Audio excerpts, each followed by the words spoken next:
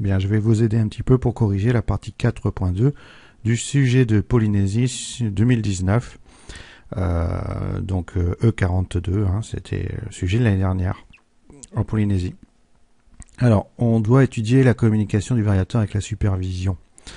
Le pôle de production a l'adresse de réseau 192.168.1.128/25. Donc, on a une adresse de sous-réseau qui n'est pas égale à 0 à la fin à cause du fait qu'on a un /25, c'est-à-dire qu'on a un masque sur lequel la partie de la machine, on a gratté un bit de manière à pouvoir créer deux sous-réseaux, c'est-à-dire le sous-réseau 0 et le sous-réseau 1. Donc le sous-réseau 1, ça sera pour le pôle production, et du coup on demande de donner une adresse. Donc sur le corrigé, il y a une erreur, et je vais vous la montrer. Alors je reviens sur ça.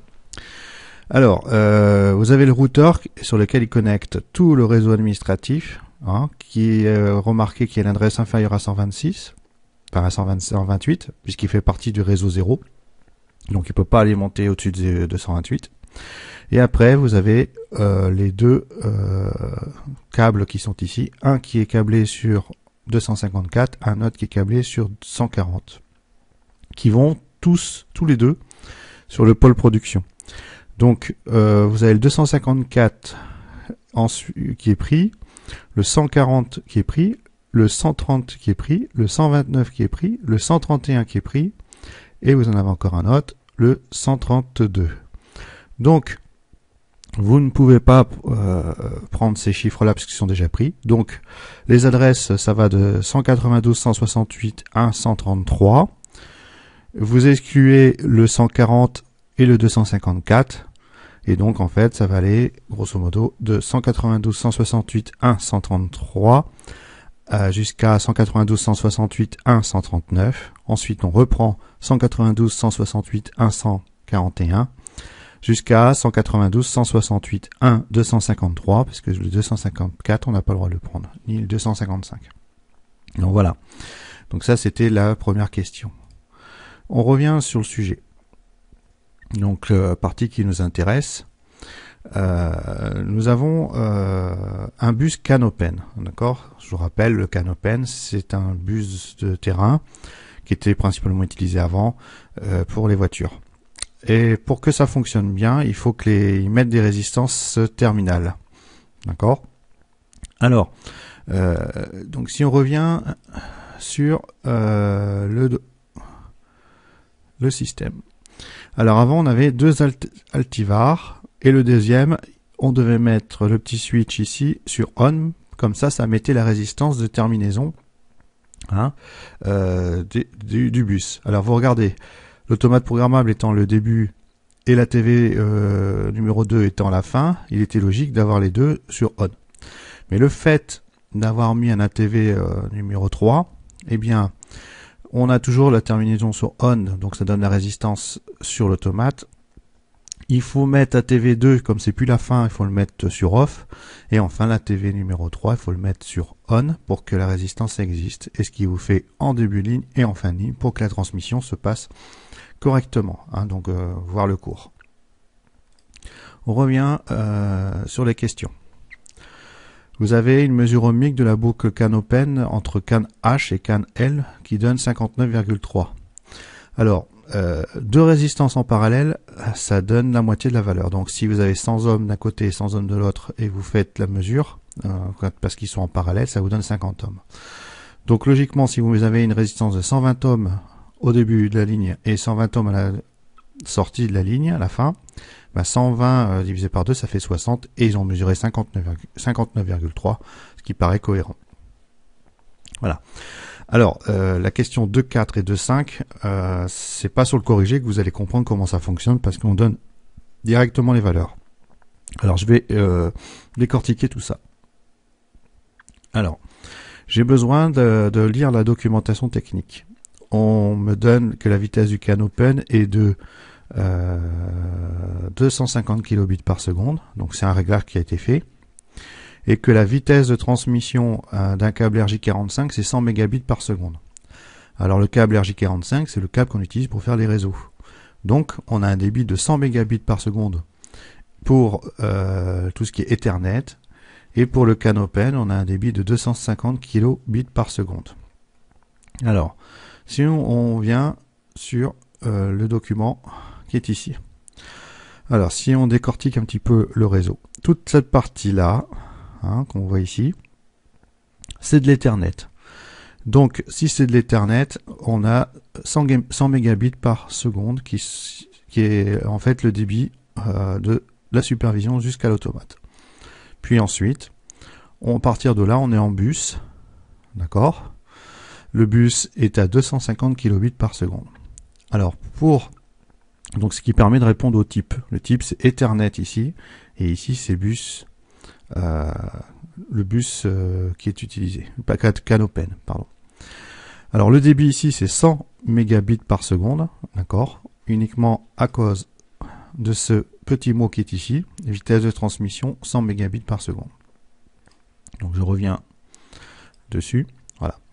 Alors, maintenant il faut savoir quelle est la longueur de la trame. Alors c'est ça qui est le plus compliqué. En fait, quand ils envoient les données, ils les envoient par paquet, d'accord, d'un certain nombre de bits, d'accord. Alors, on revient dessus, sur la doc, pardon. Alors voilà, pour une trame Ethernet, il y a 8 octets, plus 6 octets, plus 6 octets, plus 2 octets, plus 1500 octets, plus 4 octets. Tout ça, c'est transmis, d'accord, à la vitesse de 100 mégabits par seconde. Donc, si je prends la calculette et que je fais la somme, donc ça fait 8 plus 6 plus 2 plus 1500 plus 4, ça fait 1526 octets. Je le multiplie par 8. J'ai donc 12 208 bits à transmettre. D'accord? C'est le chiffre qui est marqué dans le corrigé. Hein. Donc, à cet endroit-là, je dois avoir 12 208. Pareil ici, puisque j'envoie le même type de trame. Maintenant, pour l'autre réponse, ici, il faut que j'aille voir combien de bits j'ai dans la structure CAN-Open. Alors, la structure CAN-Open, j'ai 8 octets, plus 6 octets, plus 6 octets, plus 2... pardon, je me trompe. Hop, je la mets là. Je le cache. J'ai 1 bit, plus 32 bits, plus 6 bits, plus 8 octets, plus 16 bits, plus 2 bits, plus 7 bits. Donc il faut que je fasse la somme de tous les bits. Attention, c'est une petite, un petit piège. Là, ils ont marqué 8 octets. Donc, ça me fait 1 plus 32 plus 6, ça fait 39. Donc 39 plus 16 plus 2 plus 7 plus 8 fois 8, 64. Ça me fait 128 bits. Donc la réponse attendue à cet endroit-là, c'est 128 bits, la longueur de la trame. 128 bits. D'accord ? Donc, vous avez 12 208 bits à en transmettre, 128 bits à transmettre. Et on vous donne le débit. Donc, si vous faites le calcul, donc ça, c'est pas compliqué. Si vous devez envoyer, par exemple, 128 bits à la vitesse de 250 000 bits par seconde, vous faites 128 divisé par 250 000 et ça vous donne 0,000512, c'est-à-dire 0,51 millisecondes. Vous faites la même chose ici.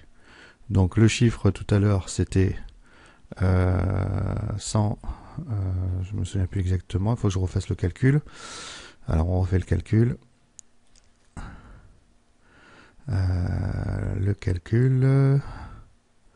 Donc je reprends la trame. Donc 8 plus 6 plus 6 plus 2 plus 1500 plus 4 fois 8, ça fait 12 208 que je divise par 100 millions parce que je suis à 100 mégabits par seconde. Et voilà, ça fait donc 0,122. D'accord ? Donc, si je reprends le système. Ici, je vais mettre 0,122 millisecondes pour transmettre la donnée. J'ai un temps de 0,130 millisecondes, qui est l'équivalent de 130 microsecondes. Ici, de nouveau, je transmets la même chose que précédemment, c'est-à-dire 0,122. D'accord. Et j'ai toujours un chaîne garde de 250 millisecondes. D'accord. Et ici, il faut que je fasse le calcul. Donc, on l'avait fait tout à l'heure. Donc, j'ai 128 bits divisé par 250 000. Et ça me fait 0,512. Donc, on additionne tous ces temps. Donc, ici, ça fait 0,122, 0,122, 0,130, 250.